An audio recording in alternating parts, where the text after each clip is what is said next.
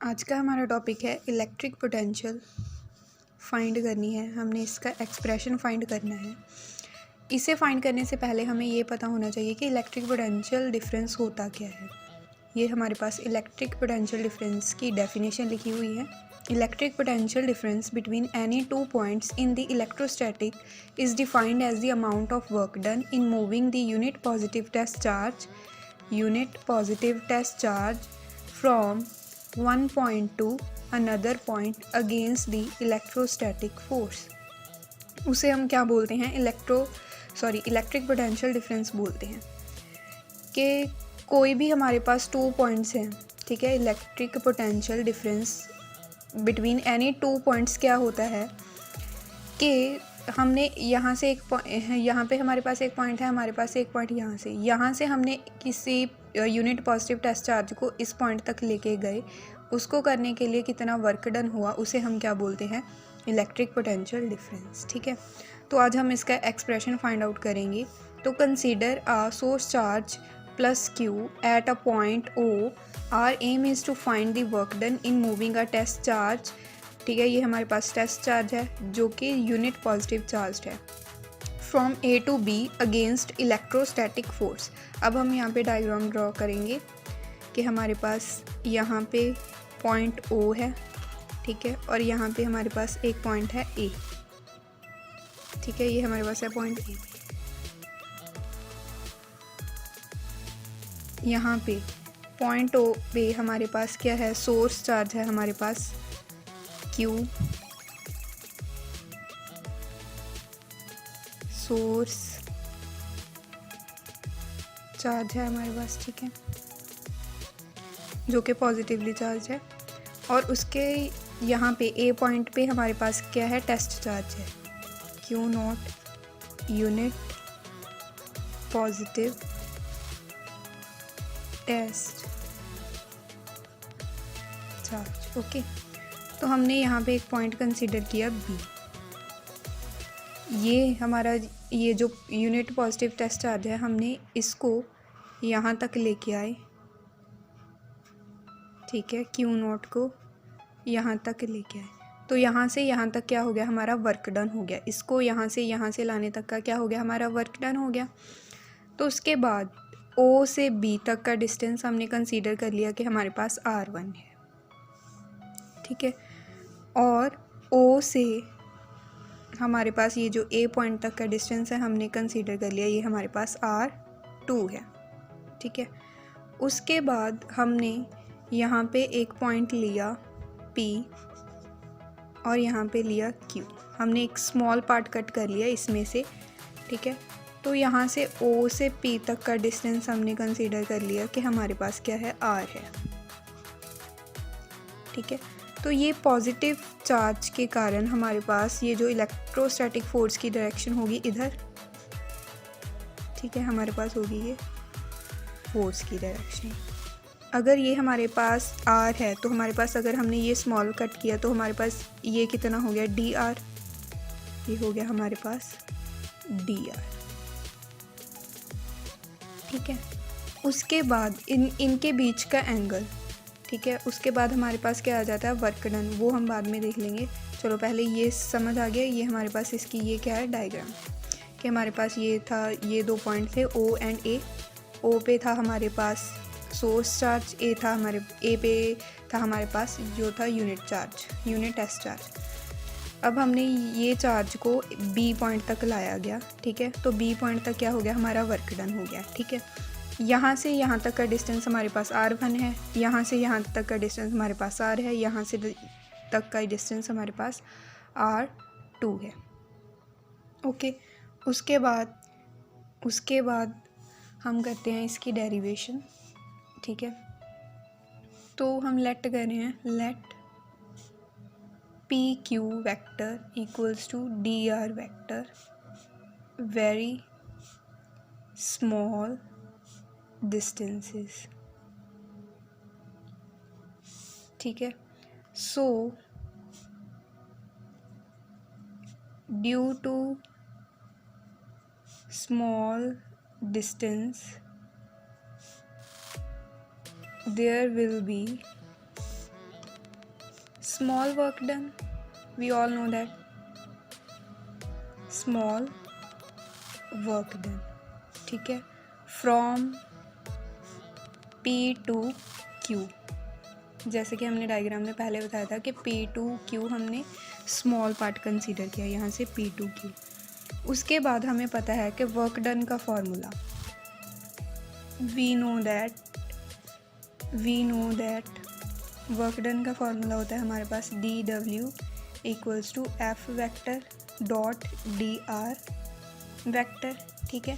Force कितनी displacement हुई है, यही होता है हमारे पास वर्क डन। तो ये आ गया हमारे पास यहाँ पे फॉर्मूला। उसके बाद अगर हम बात करें यहाँ पे डॉट प्रोडक्ट है, तो डॉट प्रोडक्ट हमारी किस कंपोनेंट में रिजॉल्व हो जाती है, कॉस थीटा में। तो कॉस थीटा में अब हम इन दोनों के बीच का क्या देखेंगे, एंगल देखेंगे इन दी डायग्राम। तो ये रही हमारे पास डायग्राम। तो फोर्स की डायरेक्शन तो हमारे पास ये रही, तो हमने यहाँ से यहाँ इधर ले आ गया। ये हमारा ये जो था टेस्ट चार्ज था, इसको हम ये वाली डायरेक्शन में लेके आ रहे हैं, तो हमारी इसकी डायरेक्शन ये हो गई। तो इसके बीच का एंगल हो गया 180। क्या हो गया हमारा एंगल, 180।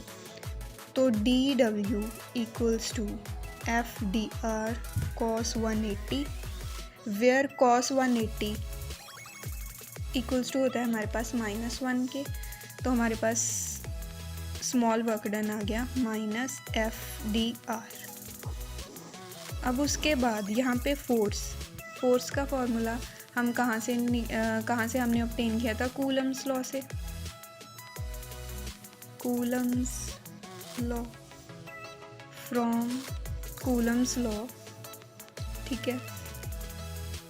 फोर्स आ गई हमारे पास 1/4 pi epsilon not Q not by R square. यहाँ पे होता है Q1 Q2।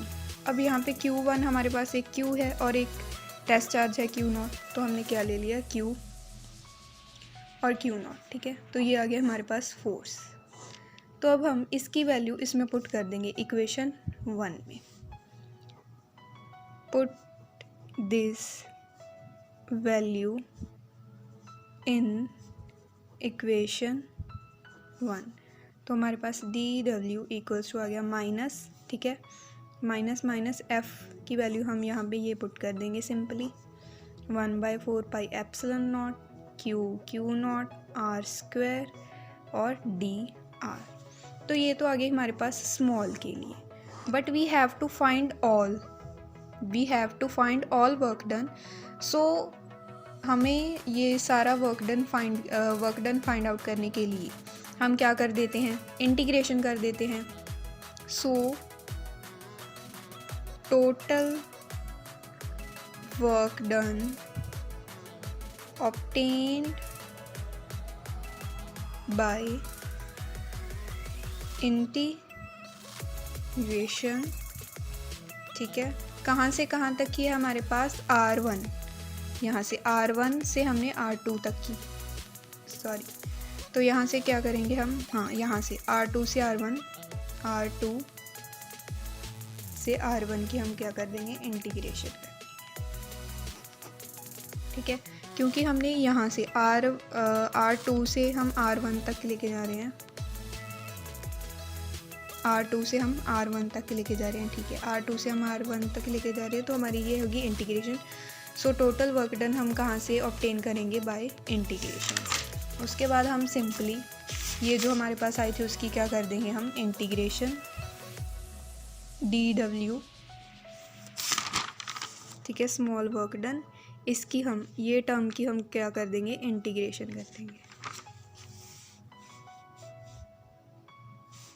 A to B, क्योंकि हमने डायग्राम में यहाँ से यहाँ तक की क्या करना है, वर्क डन फाइंड आउट करना है, क्योंकि हम यहाँ से यहाँ तक चार्ज को लेके तो वर्क डन भी इतना ही होगा, ठीक है। तो उसके बाद आ जाता है हमारे पास -1/4 pi epsilon not Q not R square dr। अब हम बात करते हैं इसकी लिमिट्स की, ये होगी R1 से R2 तक,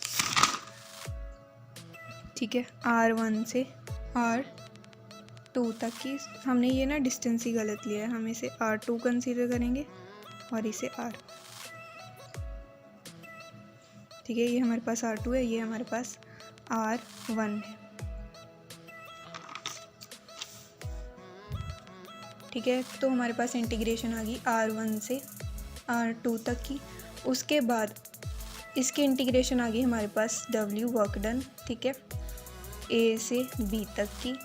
इसके इंटीग्रेशन में से ये जो कांस्टेंट टर्म्स हैं वो बाहर आ जाएंगी, ये सभी क्या है कांस्टेंट, तो ये आ गई बाहर -1/4 pi epsilon not Q not. Integration में क्या रह गया हमारे पास 1/r² dr R1 से R2 तक की इंटीग्रेशन, क्योंकि R1 से ये कहाँ तक जा रहा है R2 तक जा रहा है, तो इसकी इंटीग्रेशन आ गई। ठीक है, हमारे पास कुछ भी नहीं समझा रहा हो तो डायग्राम में चेक कीजिए, सब कुछ समझ आ जाएगा।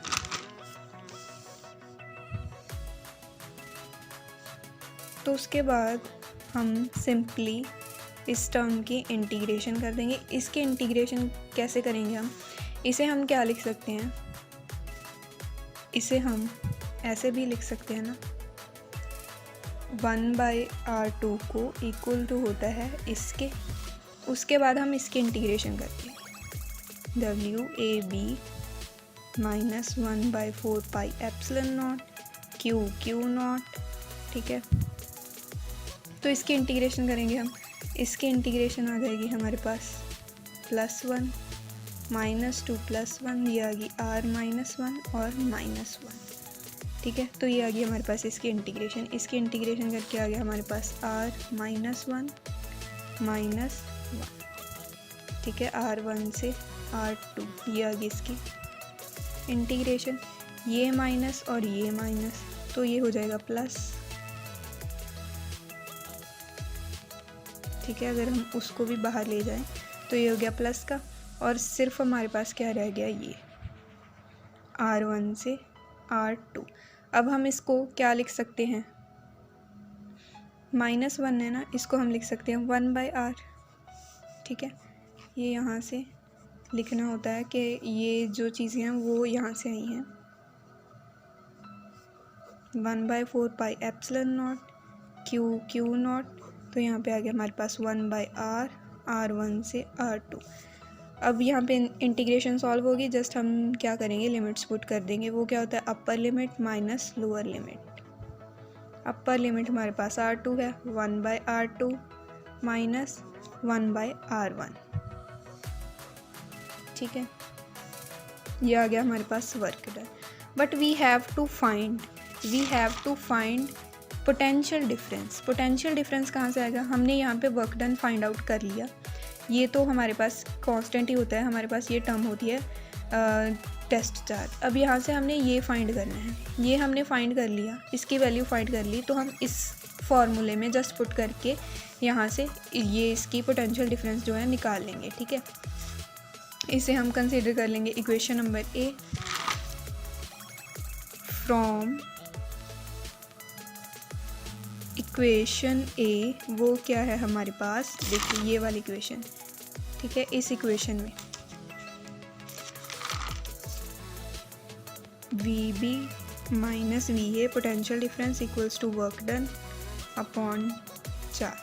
ठीक है, टेस्ट चार्ज है ये हमारे पास, तो ये आ गया हमारे पास, इसकी वैल्यू हमने फाइंड आउट कर ली है, 1/4 pi epsilon not Q not 1/r2 minus 1/r1 upon this, ये से कैंसिल हो गया, दोनों टेस्ट चार्ज कैंसिल हो गए, तो हमारे पास VB minus VA potential difference जिसका एक्सप्रेशन हमें फाइंड आउट करना था, वो क्या आ गया हमारे पास, 1/4 pi epsilon not Q 1/r2 minus 1/r1। ये आ गया हमारे पास इसका एक्सप्रेशन। एक बार फिर से बता देते हैं कि ये हमारे पास चार्ज था। ठीक है, यहाँ पे O पॉइंट पे हमारे पास सोर्स चार्ज था और यहाँ पे हमारे पास यूनिट पॉजिटिव चार्ज था। इसको हम पॉइंट को यहाँ B पॉइंट तक लेके आए, तो यहाँ पे हो गया हमारे पास वर्क डन। ठीक है, वर्क डन हो गया। इस चार्ज के कारण, पॉजिटिव टेस्ट चार्ज के कारण हमारे पास इलेक्ट्रोस्टैटिक फोर्स की डायरेक्शन होगी आउटवर्ड डायरेक्शन में, ये इधर हो गई। उसके बाद ये जो डिस्प्लेसमेंट थी वो इधर डायरेक्शन में हो रही है, ये वाली डायरेक्शन में। फोर्स होगी हमारी ये डायरेक्शन में, डिस्प्लेसमेंट होगी ये डायरेक्शन में, तो दोनों के बीच का एंगल हो गया हमारे पास 180, ठीक है 180 हो गया। तो यहाँ पे हमें पता था कि वी नो दैट कि वर्क डन का फॉर्मूला हमारे पास ये होता है। इसके बाद ये cos थीटा कंपोनेंट में रिजॉल्व हो गया था, तो इसके बीच का एंगल हो गया 180 बिकॉज फोर्स की डायरेक्शन इधर और डिस्प्लेसमेंट की इधर, ठीक है। तो हमारे पास ये आ गया था। इसके बाद हमें पता है फोर्स कहाँ से मिलती है हमें, कूलम्स लॉ से, तो हमने कूलम्स लॉ लिखा, कूलम्स लॉ से हमारे पास ये आ गया। इसकी वैल्यू को हमने ये वर्क डन के फॉर्मूले में क्या कर दिया, पुट कर दिया। उसके बाद ये तो आ गया हमारे पास स्मॉल के लिए, but we have to find whole work done. So whole work done find करने के लिए हमने क्या कर दी, इंटीग्रेशन R2 से R1 की। ये हमारे पास R2 था, ये हमारे पास R1 था, क्योंकि हम क्या कर रहे हैं R1 से R2 लेके जा रहे हैं। तो इसके बाद हमने क्या कर दी, इंटीग्रेशन R2 से R1। उसके बाद हमने कर दी इंटीग्रेशन, ये जो हमारी ये टर्म की कर दी इंटीग्रेशन, ठीक है, A से B, यहाँ से हमारे पास R1 से R2, ठीक है। R1 से हमने कहाँ तक लेके गए, R2 से, और ये जो हमारा वर्क डन था वो टोटल कहाँ से कहाँ तक का था, A से B तक का, ठीक है। तो ये होगी हमारी लिमिट्स इसकी। उसके बाद ये सारी टर्म थी हमारे पास कांस्टेंट टर्म, ये आ गई हमारे पास इंटीग्रेशन से बाहर। उसके बाद हमारे पास बच गया था ये, इसकी इंटीग्रेशन कैसे होगी, हमें पता है कि हम 1/r² को ऐसे भी लिख सकते हैं, तो हमने ऐसे लिखा। उसके बाद हमने यहाँ से इसकी कर दी इंटीग्रेशन। इसकी इंटीग्रेशन क्या होती है कि ये जो हमारे पास पावर होती है उसमें हम 1 प्लस कर देते हैं, और नीचे भी सेम डिनोमिनेटर में भी जाके उसमें एक 1 प्लस कर देते हैं। तो यहाँ पे हमारे पास -2 था, हमने 1 प्लस कर दिया तो हमारे पास -1 आ गया। फिर यहाँ पे -2 सेम चीज़ हमने यहाँ पे लिख देनी है, तो हमारे पास -1 आ गया। उसके बाद हम ये वाला माइनस और ये वाला माइनस दोनों हो गए प्लस के, तो ये टर्म होगी हमारे पास प्लस की यहाँ पे। उसके बाद हमारे पास ये आ गया ये, सिर्फ और सिर्फ ये, इसे हम लिख सकते हैं 1/r। तो ये होगी हमारी इंटीग्रेशन सॉल्व। उसके बाद हमने जस्ट क्या कर दी, लिमिट्स पुट कर दी, upper limit minus lower limit. Upper limit थी हमारे पास R2, तो हमने यहाँ पे R2 पुट कर दी, माइनस लोअर लिमिट थी हमारे पास R1, तो हमने यहाँ पे R1 पुट कर दी। तो ये आ गई हमारे पास वर्क डन का फॉर्मूला, ठीक है। यहीं तक भी हम, ये आ गया हमारा वर्क डन का फॉर्मूला, ठीक है। अगर हमें वर्क डन फाइंड आउट करने के लिए कहा गया हो तो हम यहीं पे छोड़ सकते हैं, लेकिन अगर हमें पोटेंशियल डिफरेंस फाइंड आउट करने के लिए कहा गया हो तो हम ये फार्मूला लगा देंगे कि हमारे पास पोटेंशियल डिफरेंस का फार्मूला ये होता है। पोटेंशियल डिफरेंस में से कहाँ से निकाल लेंगे हम, क्योंकि हमने यहाँ पे वर्क डन फाइंड आउट कर लिया है, तो यहाँ से हम potential difference easily find out कर सकते हैं वर्क डन का फार्मूला पुट करके। तो हमारे पास ये आ गया पोटेंशियल डिफरेंस का एक्सप्रेशन। Thank you.